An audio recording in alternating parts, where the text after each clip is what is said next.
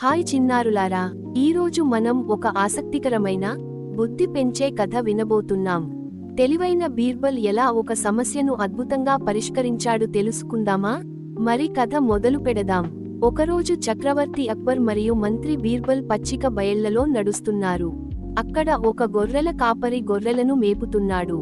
అక్బర్ గమనించాడు, ఆ గొర్రెలు చాలా సన్నగా ఉన్నాయి. అతను కోపంగా అన్నాడు, ఏమోయ్, నువ్వు గొర్రెలను సరిగ్గా చూసుకోవడం లేదు. ఇలా ఉంటే నీకు శిక్ష పడుతుంది.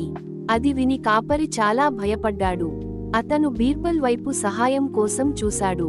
అప్పుడు బీర్బల్ మెల్లగా అన్నాడు, ప్రభు, కొందరు ఎంత తిన్నా సన్నగానే ఉంటారు. అది వారి శరీర స్వభావం మీద ఆధారపడి ఉంటుంది. అది విని అక్బర్ కోపంగా అన్నాడు, అది నిజమో కాదో పరీక్షిద్దాం. ఒక గొర్రెను తీసుకెళ్లి బాగా తినిపిద్దాం. ఆ గొర్రెకు రోజంతా చాలా గడ్డి తినిపించారు. కానీ బీర్బల్ ఒక తెలివైన ప్లాన్ ఆలోచించాడు. రాత్రి సమయంలో గొర్రె దగ్గర ఒక మనిషిని ఉంచించాడు. ఆ మనిషి ఉండటంతో గొర్రెకు భయం వేసింది.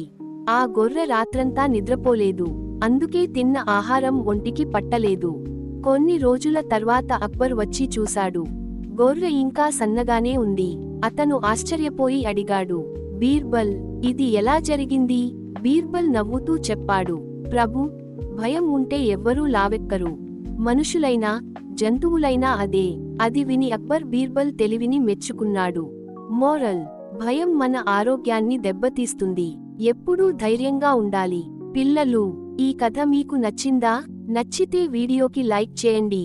మా ఛానల్ని సబ్స్క్రైబ్ చేయండి. షేర్ చేయండి.